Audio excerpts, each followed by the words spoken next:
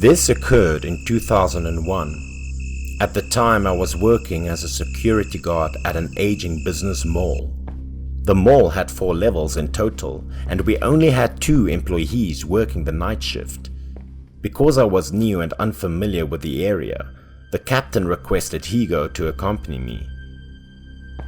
Higo had been working in the company for 4 years and was quite relaxed and pleasant to work with.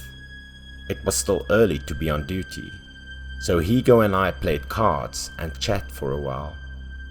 According to Higo, this mall was set to shut due to poor business. The task here was simple. There were 4 levels, but I just needed to examine the 3 below. There was no need to check the 4th. When I heard it, I was intrigued and wanted to ask him why I couldn't get to the 4th level. Was there something forbidden up there? Higo saw my curiosity and placed a card on the table, told me a story about the 4th floor of the mall. He claimed that 3 years ago, this location had a security guard called Sun, a new employee looking for a position. That day, he was on duty at night. There were 2 people on duty at the time, so one volunteered for patrolling the 1st and 2nd floor to save time. Sun was in charge of the 3rd and 4th. Called it patrolling, but in fact, they just had to walk around. They were primarily fashion and souvenir booths. Sun was ready to walk downstairs after patrolling the 4th floor when he heard the laugh of a woman behind him. The unexpected laugh scared him to death in the middle of the night, and he swiftly turned around to inquire, then proceeded to the entrance of the corridor to verify. The weird thing was that the corridor was completely empty, with not a single person in sight. Sun walked from one end to the other, but seeing no one made him feel odd. There was no way he could have misheard anything.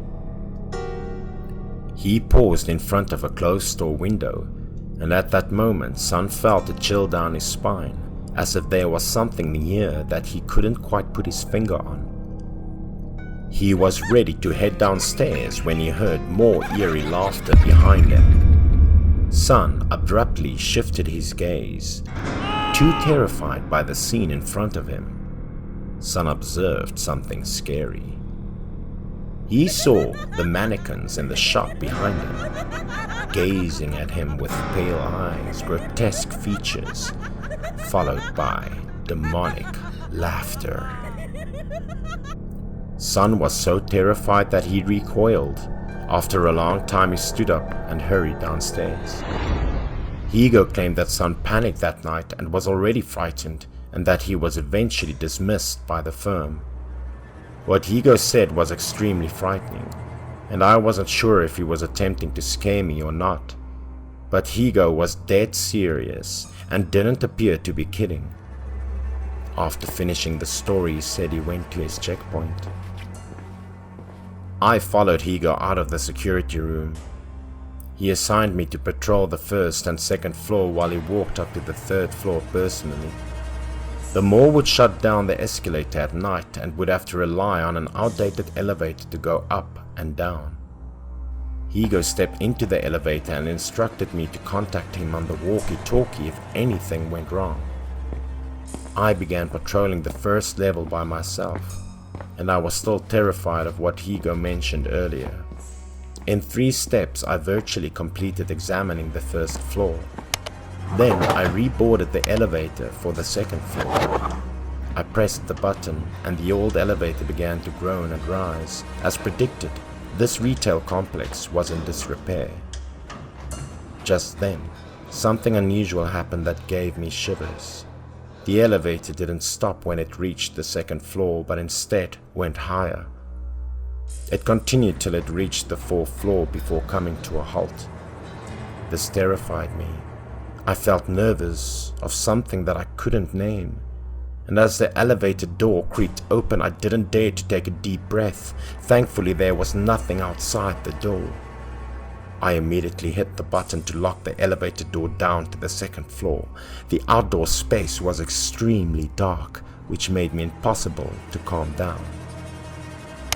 but the buttons didn't work, and the elevator door wouldn't close either, and I had a feeling that if I didn't get out of here quickly, there would be horrible creatures coming after me.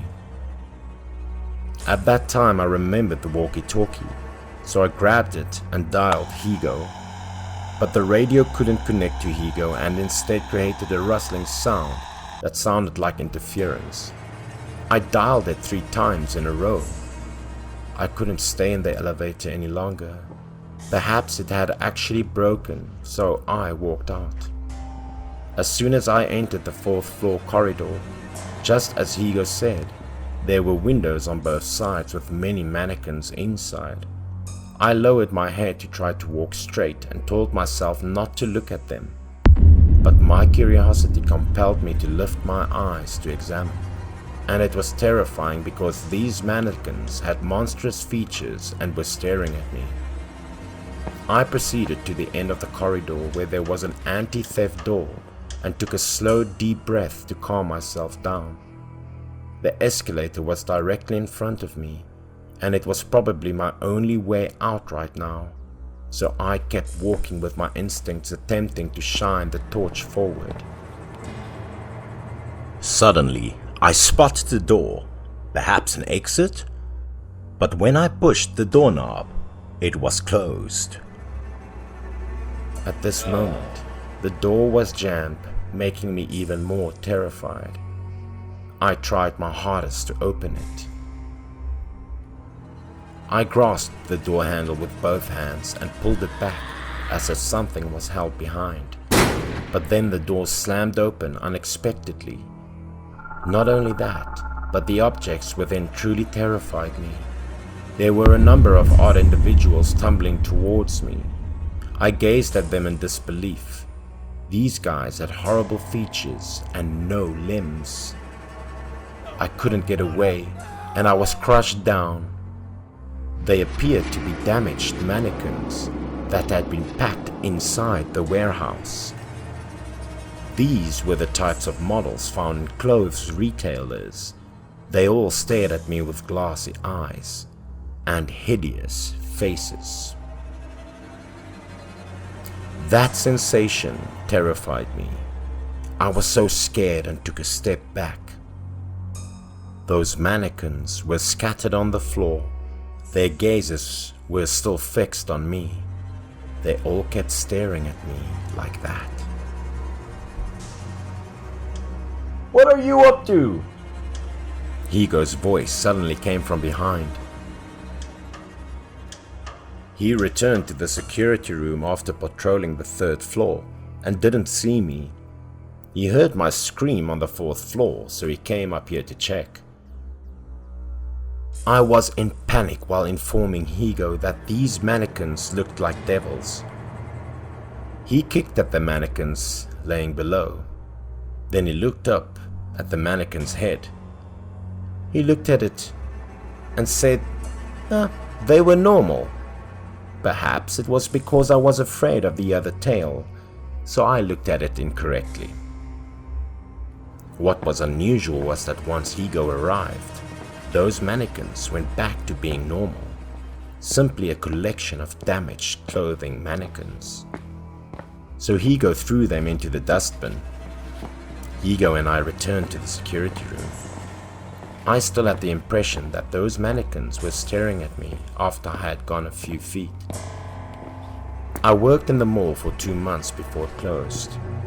I was also not paid. Just that bizarre experience that I would remember for the rest of my life.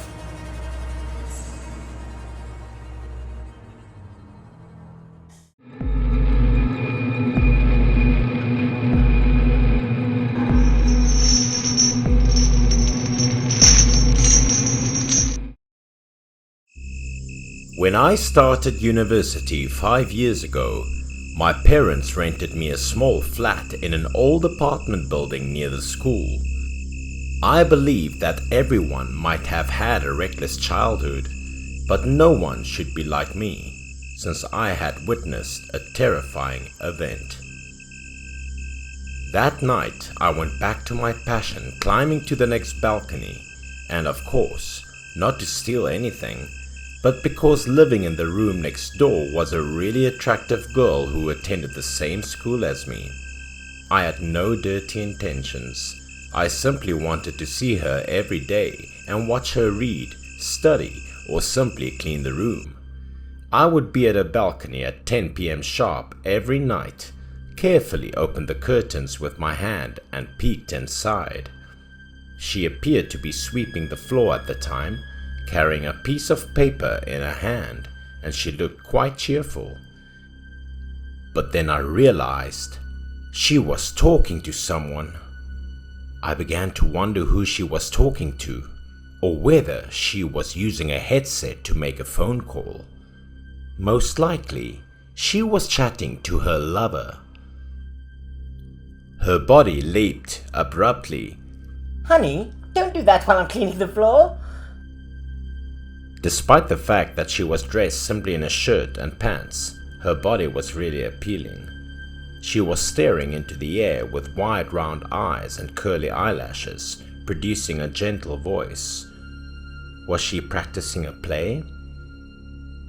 It wouldn't have made me feel like a genuine man was really there in front of her if it was simply talking on the phone.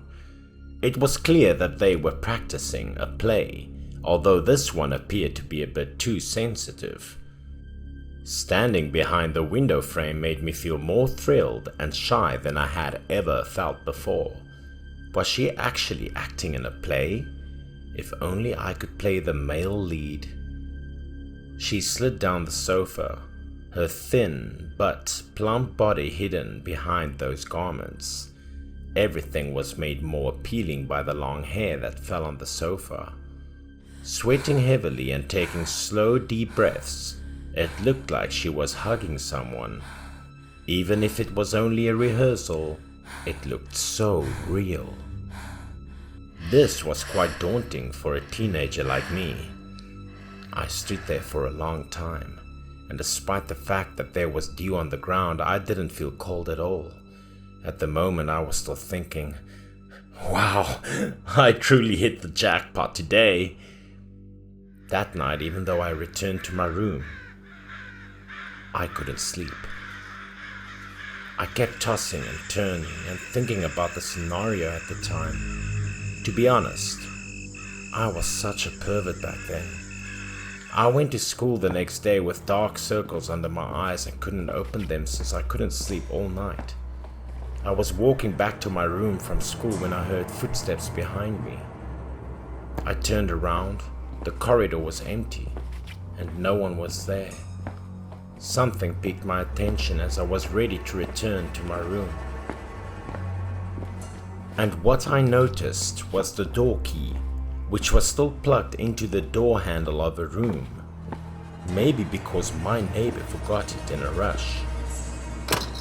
I was extremely curious to see how it would be like in her room, and how it felt to lay down on her bed.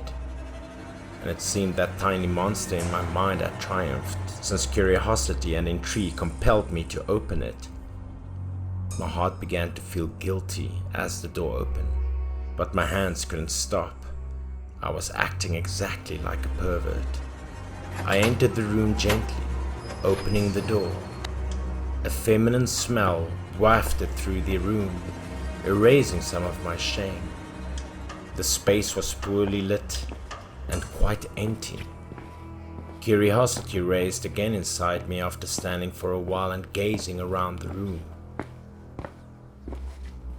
I began digging through the shelves, through photo albums, books. I didn't even remember what I was looking for. I was perplexed by the underwear dangling from above. This was the bathroom. Such a girl she was. There were many different kinds of shower gels. It also had a very pleasant and enticing fragrance. And as I proceeded to the back door of the room, which had to be the bedroom, I swiftly opened the door and peered into the room out of curiosity. I'm sorry, I didn't intend to come in here. I was terrified because there was a man sleeping on the bed. Her lover, without a doubt. A tall man laying still on the bed appeared to be sleeping, and I might have jolted him awake.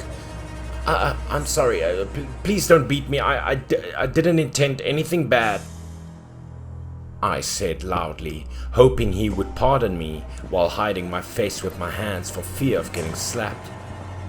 When I spotted the key on the door, I decided to bring it in and give it back to the owner, I said. True though, doing bad things was simple to stress about.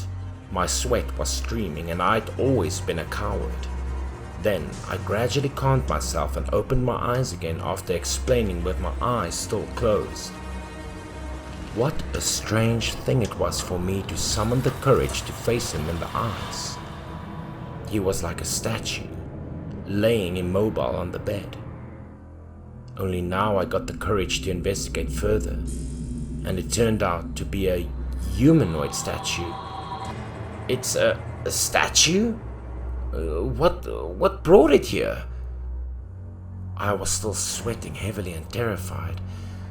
A frightening noise sounded from behind me before I could restore my calm. The door behind slowly opened. Perhaps there were still people at home. There had to be someone inside, or the door would not have been opened. However, when the door was fully opened, I was able to see well inside. Oh, what a dreadful sight I would never forget. It was the kitchen, and there was a dark shadow standing there, shaped like a human. But it was simply a murky, hazy shadow, and it was slowly making its way towards the door, and me. The closer it approached, the more its shape twisted, becoming even more horrifying. My legs were paralyzed and I couldn't move. I was standing at the door, trying to get out. I was able to jump out the door with all my remaining power and fell to the ground. And as soon as I got out the door, I collected all my bravery and kicked the door shut in the aim of locking the monster inside. After that, I sprang up and sprinted like an athlete, wishing I could get out of this place as soon as possible. All of my tiredness and exhaustion when I got home from school vanished. I could only close my eyes and run oblivious to the moon. That night, I went to a friend's house to sleep, and I didn't dare to tell anybody about it because honestly, I hadn't done anything to be proud of back then, and telling it would be humiliating. After a few days, I notified my school that I was going to live in the school dormitory, and now that I've had the confidence to tell you this narrative that I've kept concealed until now, I'm sharing it with you in this video.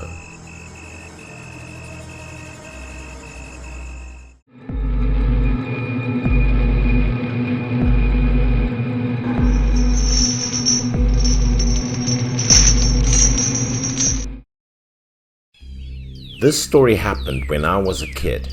At that time, my father was busy on business, so he was rarely at home.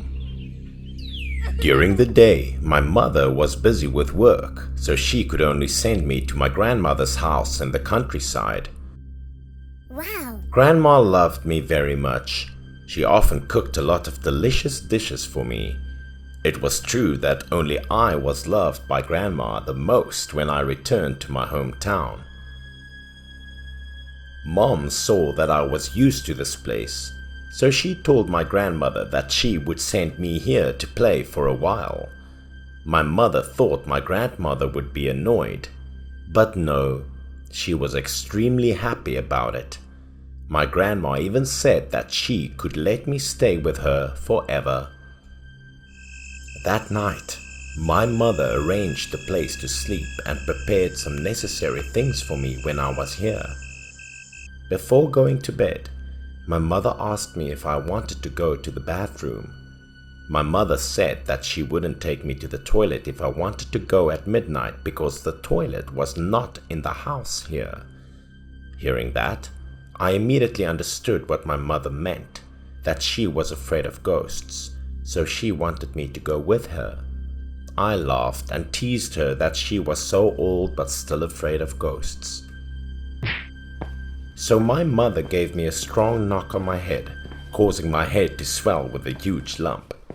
I reluctantly took my mother out to the toilet. It was true that space here was very dark and lonely, quite scary. Because there was no need to go to the bathroom, I waited outside for my mother. Suddenly the air turned cold. The night was dark. The shadow of the trees outside was like a shadow of a person. It looked very ghostly under the moonlight. My eyes just looked around in boredom, and I was quickly attracted to a black shadow. To see clearly, I took a few steps closer. The shadow looked like a person, but it was also quite strange because the neck of the black shadow was long and very weird. So I judged that it must be a tree or a stone pillar. With this in mind, I was curious to see what exactly it was. To my surprise, that shadow moved on its own. Exactly the head of the shadow moved automatically. I paused for a moment, my heart beating faster, and wondered what the hell was that shadow. Was there a ghost? I suddenly stopped and dared not to move forward, so I mustered up the courage to ask if anyone was there. At this moment, a black shadow suddenly appeared and moved slowly in front of me. I froze, held my breath, and asked who it was. The space was quite dark now, so I couldn't see the person's face.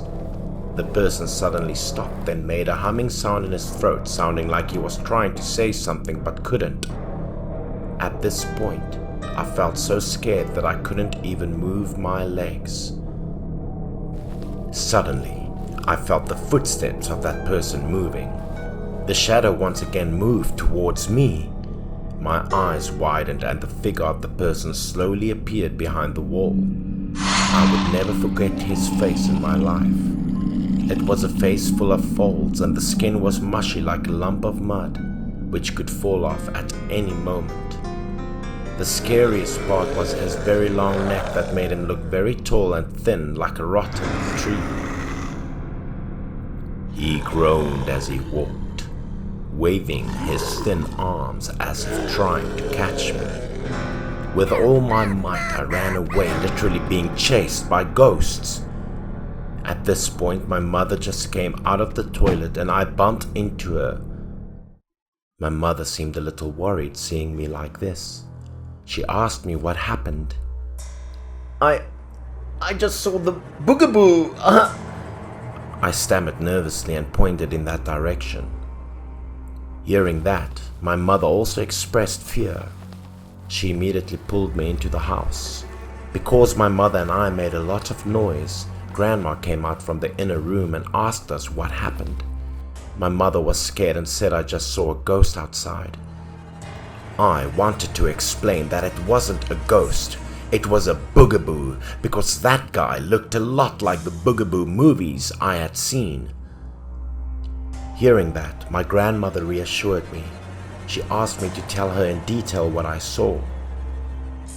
I told my grandmother about the location where I met it, right behind the garden, near the toilet. After hearing that, Grandma's face suddenly darkened. She asked me if I had communicated with that boogaboo. I recalled the scene at that time. I said that because I was so scared, I only asked the boogaboo a few questions, then ran for my life. When I told my story earlier, my mother scolded me a little for daring to stop and talk to that boogaboo. As soon as I heard my mother scold me, I felt that I was unfairly scolded, so I rushed to hug my grandmother and sobbed. Then Grandma dragged my mother out, and the two talked for a while about the incident. Then my mother took me to the bedroom early. To reassure me that I was not afraid anymore, my mother promised to sit and watch me when I fell asleep. Then she would go back to Grandmother's room. so I also slept peacefully. While I was sleeping, something was wrong. I heard strange noises coming from outside. The sound sounded very familiar. I opened my eyes. I couldn't see my mother anymore. Perhaps my mother had already gone to her room to sleep, and I was alone in bed. Suddenly, from the door, the fearsome Boogaboo appeared again. This time I could see the terrifying appearance of the Boogaboo. At this point, I was extremely scared because now I had nowhere to run. The Boogaboo came towards me and grabbed my hand at a very fast speed. He pulled me out of bed. Everything happened in an instant. I could feel his scary, bony hand. For a moment, I struggled hard, and my hand slipped from those ghastly hands. He turned to look at me, clearly angry, as if he wanted to eat me alive. Suddenly, he grabbed me by the nape of the neck and dragged me outside. I struggled with all my might, but couldn't resist him. Suddenly, there was the sound of breaking bowls. I didn't know where the sound was coming from. There was no direction, but it seemed to be from all around. He seemed to be very afraid of the sound, and his wrists began to loosen. Then he became scared, in pain. His whole body was shaking. Then he immediately ran out to escape. I felt like I'm going to stop breathing now. The strength of his arm was too tight. When I regained consciousness, I burst into tears and called out to my grandmother and mother. When my grandmother and mother ran in, they said it was all a dream. I just had a nightmare. Because I was still scared, I hugged my mother tightly and cried for a long time. My mother reassured me that maybe it was because I was obsessed with that Boogaboo, so I had such a nightmare. Then my mother hugged me and went to my grandmother's room to sleep with me, so I wouldn't be afraid. But at that moment, I discovered something that made me feel puzzled. I saw a lot of broken bowls on the ground. That night, when I slept with my mother and my grandma, I had no more nightmares. As for the broken bowls on the ground, my mother later explained it to me. It turned out that the sound of broken bowls could ward off evil spirits. And that night, Grandma had a few bowls that she couldn't use, so she took out a dozen bowls from the cupboard and threw them all away. The effect was obvious. I still didn't forget the scene where the Boogaboo grabbed his head and ran out of my room. However, there was still an unanswered question as to why the Boogaboo had such a long neck.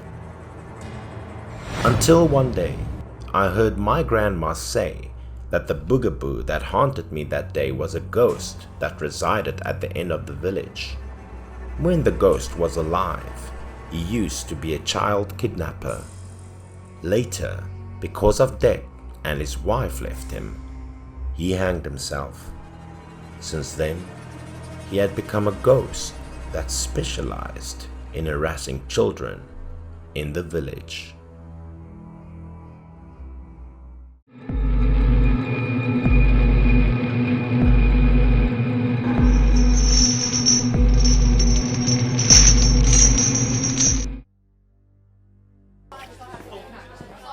I felt lucky. I received the offer to join a well-known advertising firm after an interview. It was also where I experienced something terrifying later. It was the first day of my internship that day. When I arrived at the company, I was directed to the general manager's office, where he greeted me and complimented me on an excellent interview. The GM of this company was really young, handsome, and was known as King of Diamonds.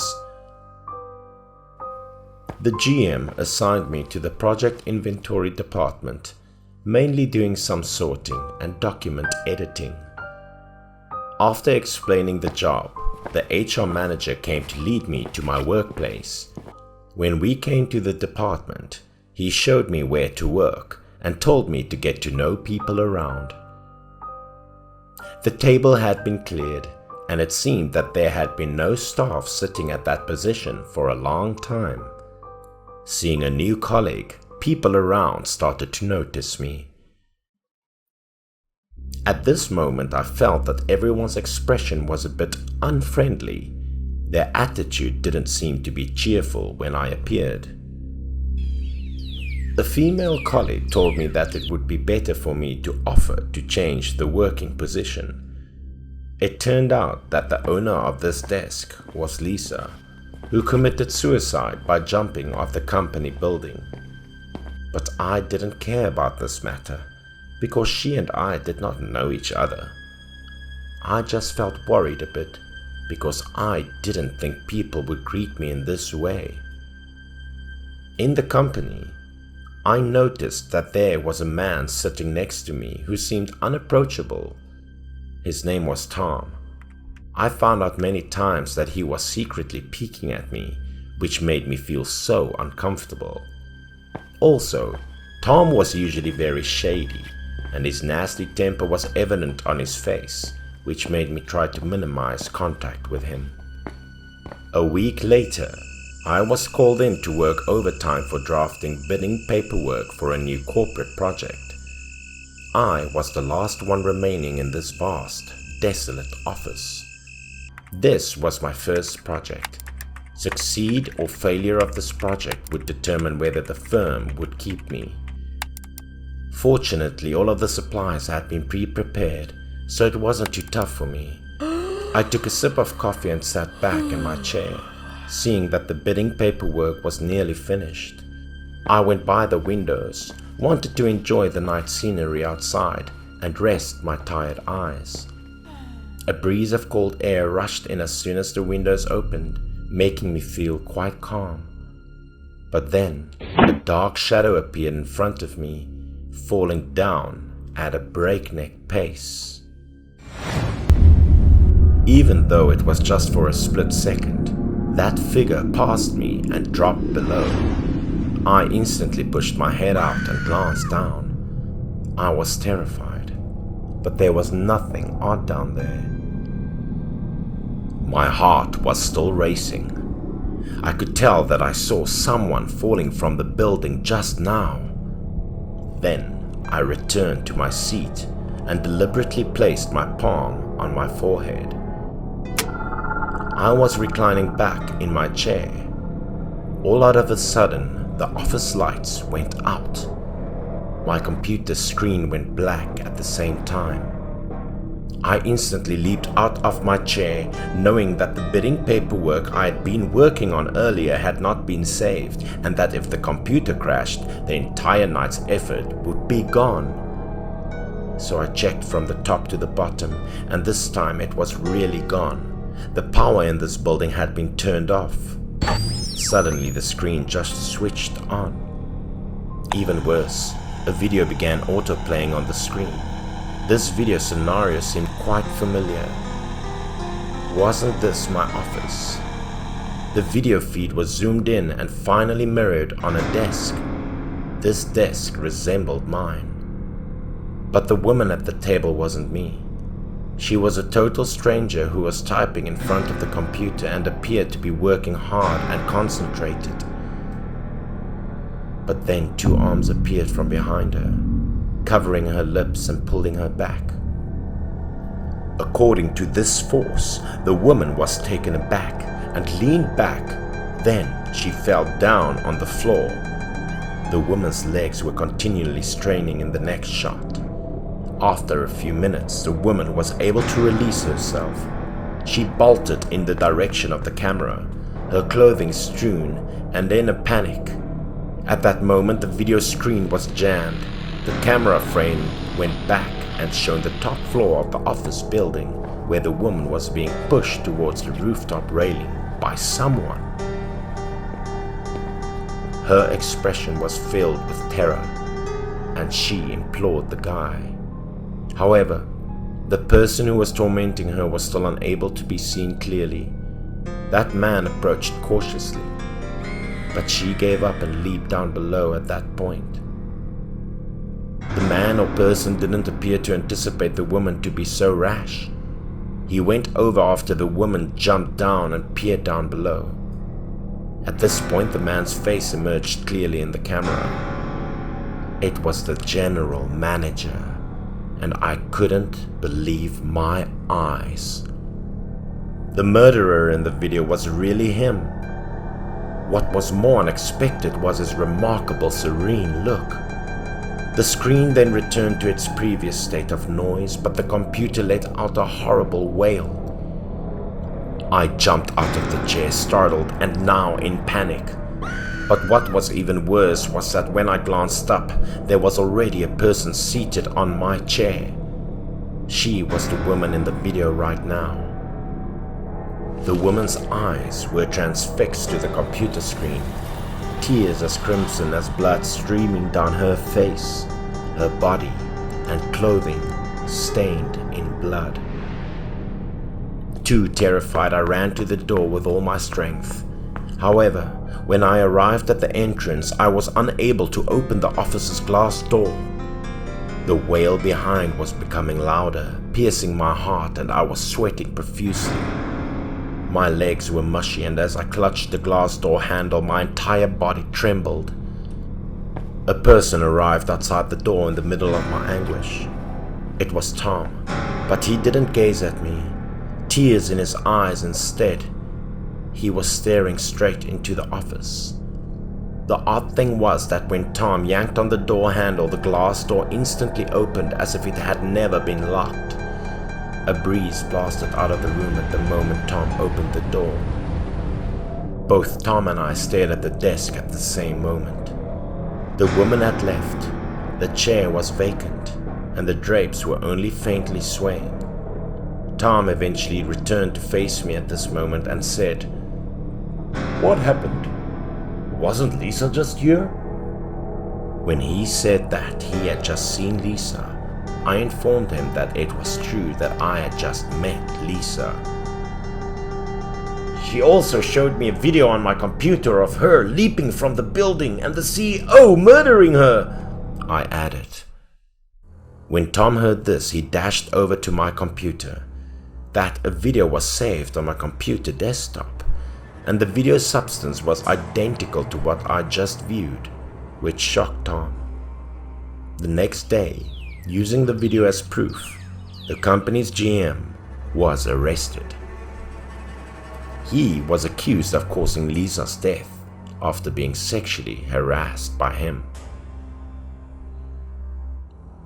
Later, I discovered that Lisa was Tom's lover, despite the fact that they had only known each other for a month. Tom seemed to have lost his enthusiasm in work and life after discovering that Lisa committed suicide. That night I met Lisa. Tom was depressed. He was smoking in front of the company.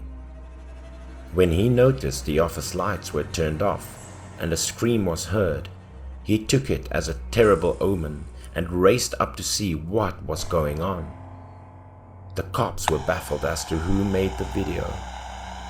However, there was no evidence of editing in the video material, leaving the general manager unable to resist when questioned and forced to lower his head to admit.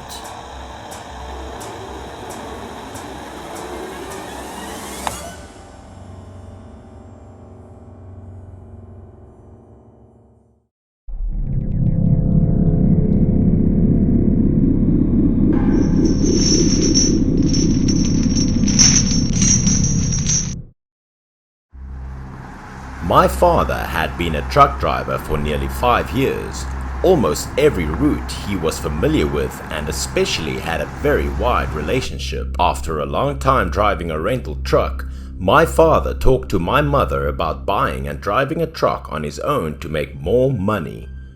My mother did not object, but it was not easy to buy a truck because she was a bit worried about finances at the time.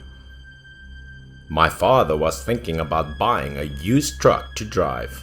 After talking to my mother and me, my father started going to used truck stores to find out. At that time, garages or used truck shops operated as intermediaries. That was, truck owners would take the truck there and someone would broker to help them. After searching for a while, my father saw a truck that looked very new. He liked it right away. But after asking the price, my father sighed. Its price was slightly different from his original calculation. The salesman saw that my father was just asking and had no intention of buying it because of the high price. So the salesman said that he could recommend a satisfactory truck to my father at an affordable price.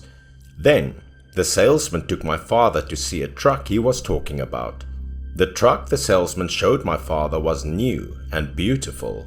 It was painted in a glossy orange color, and most important thing was that its price was very low. The size of the truck also fitted very well in my truck parking lot. Its machinery was also good. My father seemed to be very pleased and satisfied with the truck. After getting inside the truck, he was even more surprised because it was new. This accessory had not been rusted. In general, everything was very good. Another strange thing was that this truck had not run much, proving that this was a very new truck, not a degraded truck. So my father was satisfied and immediately closed the truck with the salesman.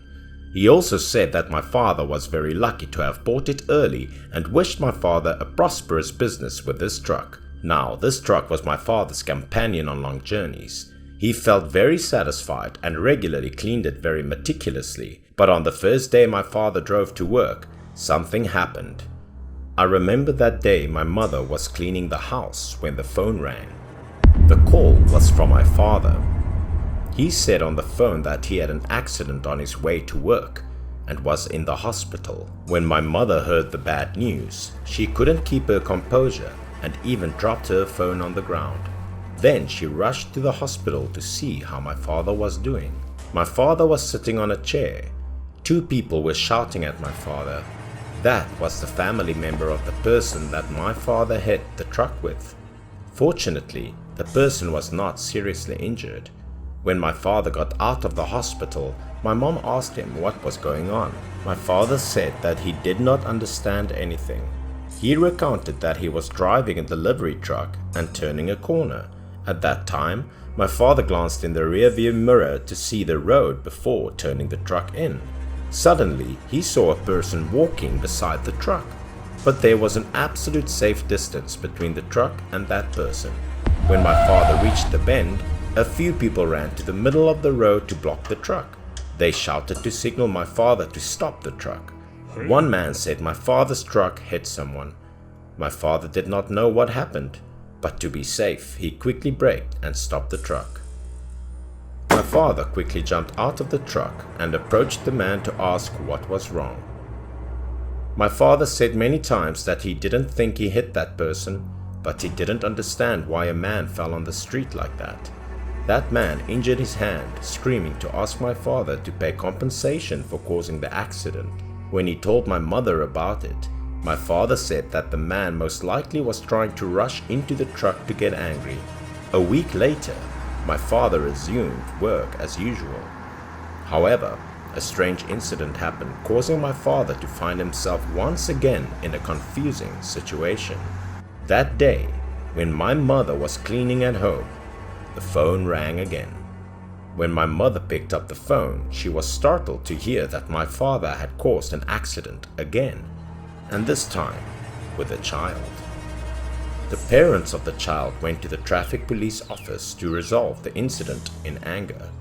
When my mother arrived, she saw my father sitting outside and waiting for the results from the traffic police. When my mother went inside to see the victim's condition, the child's parents were angry. However, the child was unharmed. The child saw his parents scold him. Then he suddenly said something very strange that even my mother could not believe. The child said that he wasn't hit by my father. Someone pulled him under the truck.